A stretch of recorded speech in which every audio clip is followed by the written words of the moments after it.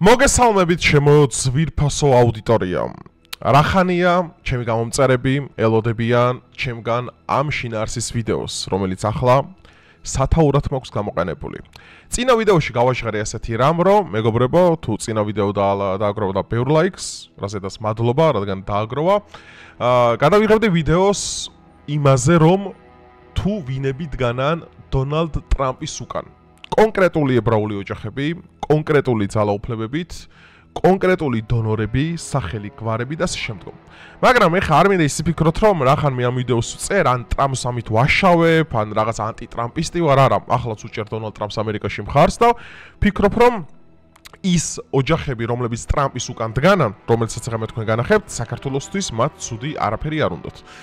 ასე რომ მეგობრებო, სოფლიოში არსებობს ორი deep state. პირველი ეს არის კლასიკური განმარტების, ანუ fake ებრაელები, ესენი არიან BlackRock-ი, Vanguard-ი, State Street-ი, Larry Page-ი, Larry Fink-ები და მთელი ის კანტორა, რომლებიც ახლა ებრძვიან დონალდ ტრამპს.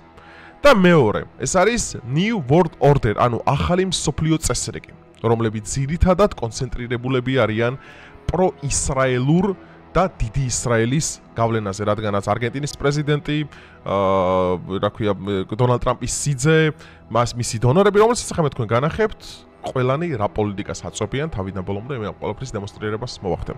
ასე რომ მეგობრებო, დაალაიქეთ ვიდეო, გამოიწერეთ არხი, გაუზიარეთ მეგობრებს, თუ სურვილი გაქვთ რომ ვიყოთ ჩემი დონორი, შეგიძლიათ დონაცია გააკეთოთ, რომელიც არხის ამ ვიდეოს ლინკი იმაში აღწერაშია მითითებული და რავი, არხს დაეხმაროთ განვითარებაში. ახლა კი გადავიდეთ თქვენთვის ძალიან საყვარელ თემაზე. ვინ დგანან კონკრეტულად დონალდ ტრამპის უკან?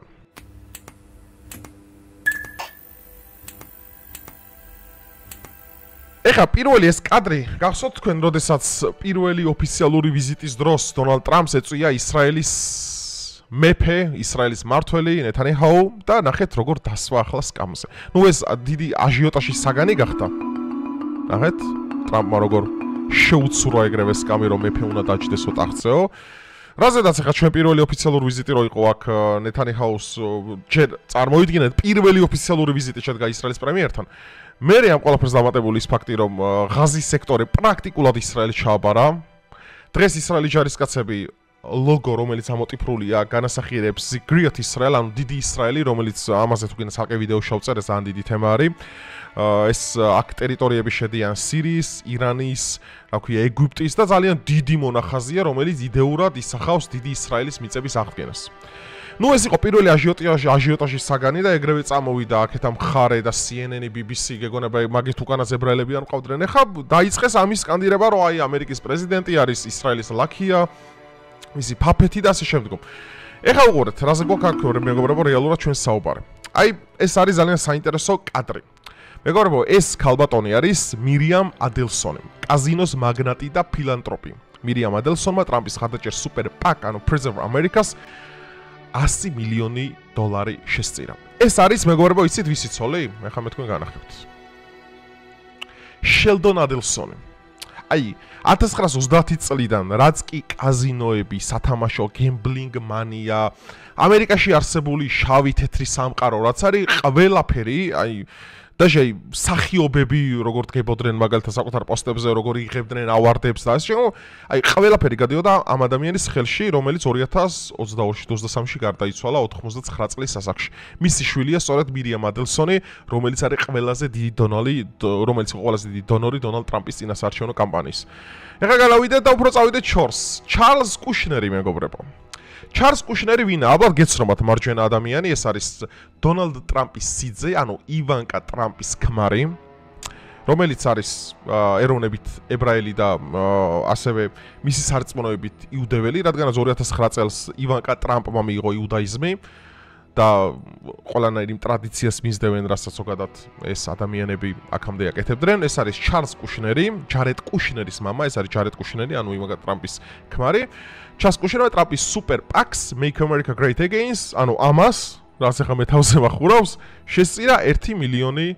დოლარი. ნუ ეს რაც ჩვენ ვიცით, მეგობრებო. ეხლა თქვენ რა გონიათ, აგრაც ციფრებიც მოდით, ეხლა რა მე მითხრას, ეხლა ეს არის ოფიციალური დოკუმენტაცია და იმით, ეხლა ამის იქით რა ხდება და ამის იქით რა ჭყალებში რა სკლადები ხდება და რა ხოტკები იმართება, ეს სხვა საკითხია უკვე. ამას ეხლა მე ვერ გადავა ჩემი კომპეტენცია, მარტო იქიდან გამომდინარე, რომ არც მილიარდელი ვარ, არც ისეთი გავლენიანი ვარ და ასე შემდგომ, მაგრამ მე ხავ საუბრობ კონკრეტულად დაახლოებული პირებით, ვინც მის გარშემო კიდევ არიან, რა თქმა უნდა და იქნებიან.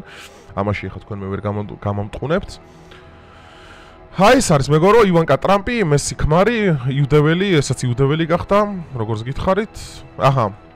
ალექს აჩმი და ჰარი აჩმი. ნუ აქ ეხა სრულად არ მაქვს გამოტანილი მათი ისა. ეხა უყურეთ, განახებთ. სირიულ ებრაული წარმოშობის უძრავი ქონების ინვესტორებმა ალექს აჩმი და მის მოწამ ჰარი შესაბამისად 100 მილიონი, არა, 100,000 და 50,000 დოლარი შესწირეს ტრამპის სუპერ პაკ კამპანიას. გავახსენოთ. კონკრეტული იმებით გესაუბრებით, ეხა ყოველგვარი, აჰა. ჰაიმ ჩერამ უძრავი ქონების ინვესტორმა ჰაიმ ჩერამ და მისმა დედამ ფრიდა ჩერამ თითოეულმა 100,000 დოლარი შესწირეს ტრამპის სუპერ პაკს. გავაგრძელოთ. აი ხა უყურეთ კონკრეტული კადრები მინდოდა თქვენთვის მეჩვენებინა მეგობრებო. აი ნახეთ. ეს არის ჯარედ კუშნერი, ტრამპის სიძე. ეს ინდიანას წინასაარჩევნო კამპანია. ეს არის ივანკა ტრამპი. მის უკან არსებული ეს New World Order ანუ ახალი მსოფლიო წესრიგი, ანუ მე ესე უწოდებ, იმიტომ რომ ნახეთ როგორი თემა არის Deep States, იმიტომ ეძახი fake ებრაელებს, რომ Deep States არ ადარდებს ისრაელის ბედი. მაგრამ ეხლა ტრამპის უკან მინებიც მოვიდნენ, მათ ყველაზე მეტად აინტერესებთ ისრაელი. გაიგე და ანუ ისრაელი ეხლა ძალიან მაგარ პონჩი ჩითება. ანუ ძალიან მაგარ პონჩი ჩითება, იმიტომ რომ პრაქტიკულად როგორც ჯეფრი საქსმა თქვა, გამოჩენილ პოლიტიკურმა მოაზროვნებ და ყოფილმა სახელმწიფო მუშაკმა თქვა ესეთი რამე, რომ ანუ ისრაელი პრაქტიკულად მონაწილეობს ამერიკის შეერთებული შტატების მმართველობაში. პირდაპირ მმართველობაში, რადგანაც კატასტროფულად დიდი გავლენები აქვს, მაგრამ ნახე ხა მე რას ხაზი მინდა გავუსვა მეგობრებო, რომ ეს ხალხი, ანუ კონკრეტულად ეს საზოგადოება, ეს ებრაელები არც საქართველოსთვის და არც აღმოსავლეთ ევროპის ქვეყნებისთვის ცუდი მათ არ უნდათ. ანუ მე ტრამპის ქუდი ახლა იმიტომ მახურავს, რომ საქართველოს ისინი არ ეხებიან. ეხლა რაც უნდათ ის რაკეთონ, ეხლა მე არავინ არ შემეკითხება და თქვენ არ შემეკითხება, მაგრამ ისრაელს და ისრაელმა და ისრაელში არსებულმა ქართველმა ებრაელებმა ძალიან კარგად იციან და ძალიან დიდ პატივისცემ მაგ ადამიანებს ძალიან კარგად იციან, რომ ისტორიის მანძილზე ქართველები ვართ ერთადერთი ხალხი დედამიწის ზურგზე, რომლებმაც ებრაელები შევიფარეთ. დღემდე იმიტომაც არსებობს ისრაელსა და საქართველოს შორის ასეთი დიდი ძმობა, ესეთი ურთიერთობა.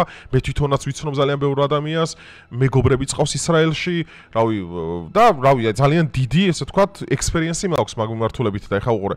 ამიტომ მე რატო ვიმიჯნები ყოველთვის იცით, რამე რომ ეთნიკურად ადამიანს არასდროს არ ვეხები. აქ მე იმიტომ ყოფ სინდიკატად და იმიტომ არსებობს, რომ არსებობენ ცუდები და არსებობენ კარგები. Deep State არის ბოროტება. Deep State არის ყველაზე დიდი ბოროტება. მათი საქმე არის ომები, საქართველოს მეორე ფრონტის გახსნა, ხალხის ჩახოცვა, უკრაინის ამბები, ანუ ყველაფერი მაგათ კი სერსია. მაგრამ ამათი ინტერესი ხა ბოლომდე გამომჟღავნებული ჯერ ვერ იქნება ბოდიშით, მაგრამ აქ მიდის მხოლოდ და მხოლოდ პრო-ისრაელური გაგება. ანუ ერხება პალესტინას, მაგრამ პალესტინა მე არ მეხება. მე საქართველოს ბედი, მე საქართველოს ეროვნებით ქართველი ვარ და მანდატებს საქართველოს ბედი, ხო? და თუ ჩემ საქართველოს ესენი არაფერს არ დაუშავებენ, რავი, ღმერთმა გაუმარჯოთ. რავი, მე ვინ შემეკითხება მეც. აი ეს არის მეგობრებო კადრები. აი ესე აი ჩაულებრივად, ესენი არის მამამისი, აი ჯარეტის მამა. და ერთად თითქმის ყველა იმის დროს, რა ქვია, რაც არსებობდა აქამდე წინასაარჩევნო კამპანია რალი რაც იყო, სულ ერთად მონაწილეობდნენ ყველგან რა. ეხლა და არაერთი სკანდალი და აჟიოტაჟი იყო, ხა ამის იქით დაგორებული ივანკა ტრამპისა და თვითონ დონალდ ტრამპის იმეებზე ძალიან ბევრი ესეთი, მაგრამ ყოველ შემთხვევაში ძალიან ელეგანტური, ძალიან კდებამოსილი და ძალიან ესე არისტოკრატული ოჯახები ჩანან. ეხლა მე რასაც უყურებ და ბუნებრივია იქნებიან კიდევაც, ხო? ეხლა მეორე საკითხი. აი ეს ჩვენი ძმა მილეი, პრეზიდენტი მილეი არის არგენტინის პრეზიდენტი, მეგობრებო, რომელზედაც, როდესაც ეს პრეზიდენტი გახდა, ეხლა ხო ლიბერალიზმი ამერიკაში, არგენტინაში უბრალოდ ლიბერტარიანიზმი, იმიტომ რომ ამერიკასთან ნული ტარიფები აქვს, 0%-ზე ჩამოიყვანა. რავი, თითქმის სახელმწიფო აღარ ერევა კერძო ბიზნესის საქმეში და რავი, თლიანად ლიბერტარიანულია, მაგრამ ეხლა რატომ იქცია ჩემი ყურადღება ამ ადამიანმა? ეს არგენტინის პრეზიდენტი მილეი, რომელიც წარმოშობით და მისი დიდი ბაბუის ბაბუა ეს როგორც ირკვევა, არის დაკავშირებული ბემიანი ნეთანიაჰუს გენეალოგიასთან. ეს ადამიანი, როდესაც მივიდა გოდების კედელთან, რომელიც არის ისრაელში, ატირდა. ეხლა მე თქვენ განახებთ მაგას და რა კავშირია ეხლა, იმიტომ რომ ტრამპი, ეს მილეი, ილონ მასკი და ესინი ერთმანეთთან არიან დაკავშირებული, პირიქით ის chain south-ი რო იყო, ხო იცით? მასკი რო ჩავიდა არგენტინაში და chain of the bureaucracy რო ყვიროდა, ხო? ეს ბიუროკრატიის ის არისო, ბენზოხერხიო, ხო? ამასთან ერთად იყო და ეხლა განახებთ მაგას, აი. არგენტინაზე იმიტომ უწოდებენ ახალ ისრაელს სხვათა შორის.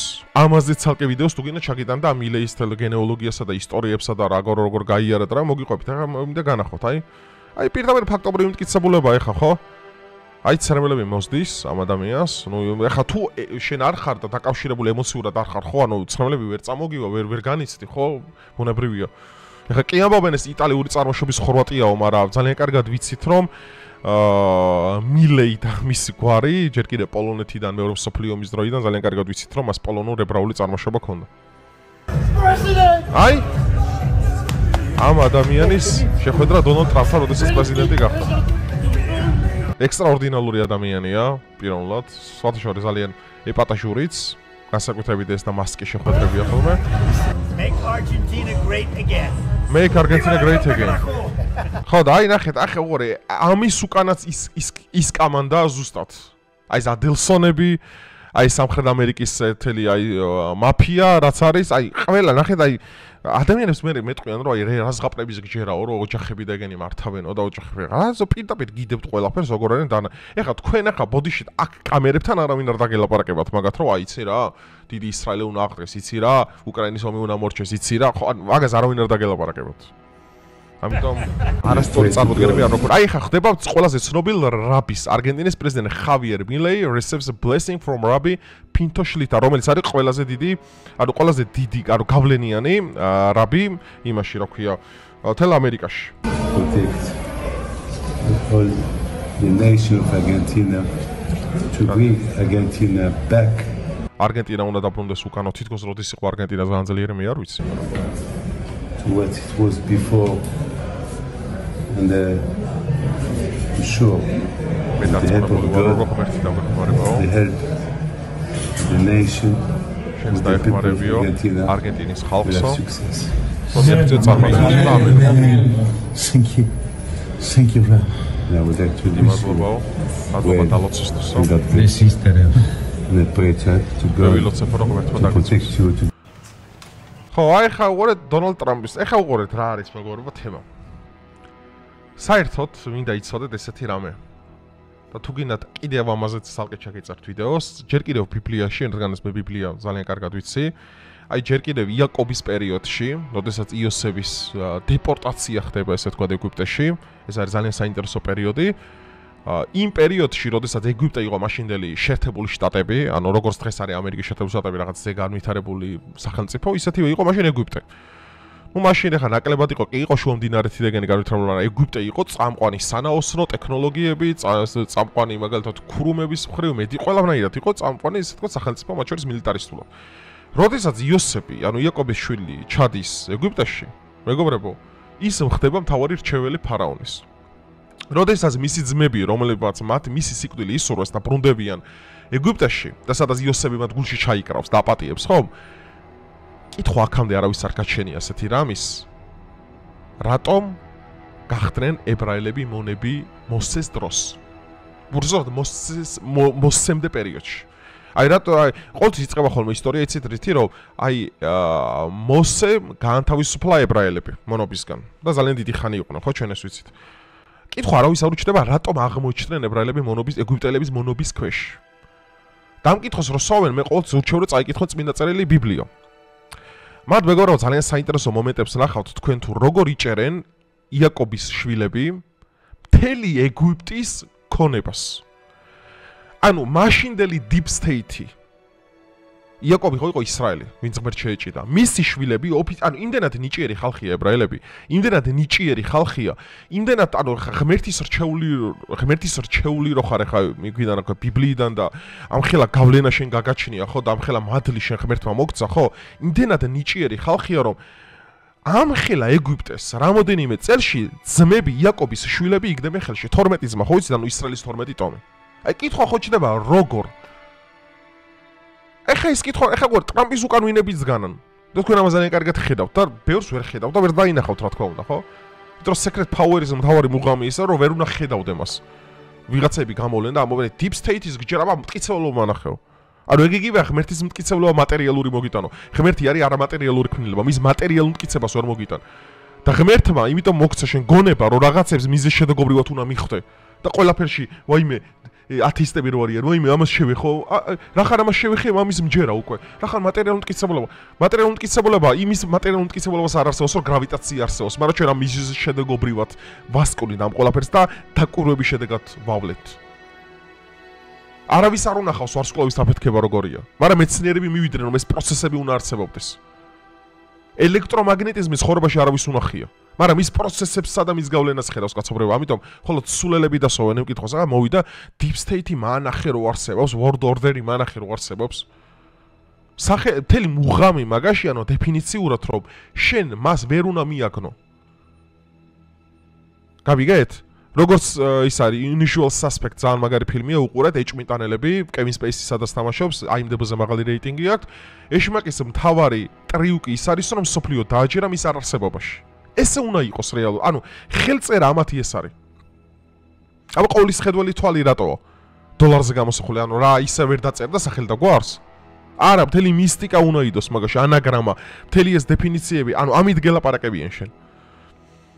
აქედან გამომდინარე, მეგობრებო, ზოგადად ეხლა ნახეთ, მე რას მივაქციე ყურადღება, ძალიან ობიექტური კონტურები დავიცავი ამ ვიდეოში, განახეთ რომ არსებობენ ცუდი მხარეც ამათი და არსებობენ კარგი მხარეც. კარგი ჩვენ არ გვეხება.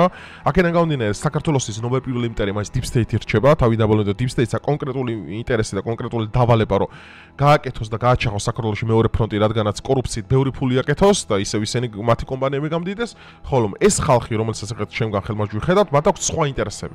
შესაბამისად, მე როგორც ქართველმა და ასევე ისრაელში მცხოვრებმა იმათმა, რა ქვია, ნახევრად ებრაელმა, ნახევრად ქართველებმა, მე მათ მოუწოდებ, რომლებიც როგორც ვიცი მიყურებენ, დიდ პატივსცემ კიდევ ერთხელ ვიმეორებ და ასევე დიდ პატივსცემენ, როგორც მე ვიცი. თქვენ უნდა გიხაროთ და თქვენ კაი პოტში იქნებით ნამდვილად, იმიტომ რომ დღეს რეალურად ამერიკის სათავეში არიან ის ხალხი, პირდაპირ გეუნებით, ვინც მართავენ მსოფლიოს. აი ეს ხალხი. ეს არის ახალი მსოფლიო წესრიგი deep state-ის წინააღმდეგ. ეს არის ახალი პოლიტიკური know-how, მსოფლიო ძალიან დაძაბული იქნება, შეიძლება მივიღოთ ახალი ომებიც, იმიტომ რომ deep state-მა პრაქტიკულად მთლიანად ამერიკიდან გადაცხოვრდა ევროპაში და დღეს თავის საცეცები დიდი ბრიტანეთი, საფრანგეთი, გერმანია თავიდან ბოლომდე ყველა არჩევნები მოიგო თითქმის წამყვან ქვეყნებში. ამიტომ ბრძოლა იქნება უშეღავათო, თავიდან ეს ტარიფებით დაიწყება, თავიდან ეს დაიწყება ვალუტის კურსებით, მაგრამ ნელ-ნელა შეიძლება ჩვენ სამხედრო ინტერვენციებიც ვიხილოთ. აქედან გამომდინარე, მეგობრებო, კიდევ ერთხელ გეუნებით, რომ ყოველთვის ისწავლეთ კარგის და ცუდის გარჩევა. ყველა ერში არსებობს კარგი ადამიანი, ყველა ერში არსებობს ცუდი ადამიანი.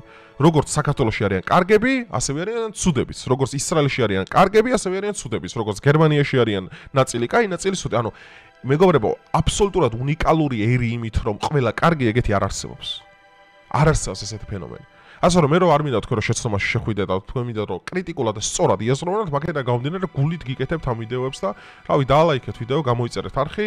თუ კიდევ უფრო დეტალურად დაგაინტერესებთ რაღაცები, მე ხა ბევრს მე ხა ამაზე მეტი მე ვერ მეცოდინებ. დაჟე რა სახელდაგვარებიც გითხარით და თქვენ რო დასერჩავთ ამას და კიდევ მეტ გუდას გახსნით, თქვენ კიდევ ბევრ რაღაცას მიხვდებით. ხა არ მინდა მაგამდე კიდევ ბევრი რაღაცის ლაპარაკი და თქვენ თუ კიდევ უფრო დეტალურად დაგაინტერესებთ, ხა რისი ინფორმაციის მოპოვების საშუალებაც მე მექნება, იმიტომ რომ ხა ბოდიში არც მილიარდელი ვარ, არც დაახლოებული ვარ რომელიღაც ცნობილ ოჯახებთან, ანუ არ ვარ არჩეულებრივი თქვენაირი ადამიანი ვარ და ხა მე მეტი ვერ მესოდინება ბუნებრივია და ვერც ხვას ბუნებრივია. და სხვა ვინც იცის ამაზე არ ილაპარაკებს. იმიტომ რომ ამის შიში ექნება. ხო, რავი. დალაიქეთ ვიდეო, გამოიწერეთ არხი, თუ სურვილი გაქვთ დონაცია გააკეთეთ, რომელიც ვიდეოს აღწერა შემითითებული, ლაიხმარეთ არხის განვითარებაში და ყველაზე მთავარი ცხოვრებაში ეს არის ქრისტე ღმერთი, რომელიც ჩვენ უნდა დავიცოთ. არასდროს გადაუხვიოთ მის გზას. ყოველთვის სიმართლე ერთია, ჭეშმარიტება ერთია, ეს არის იესო ქრისტე. დროებით.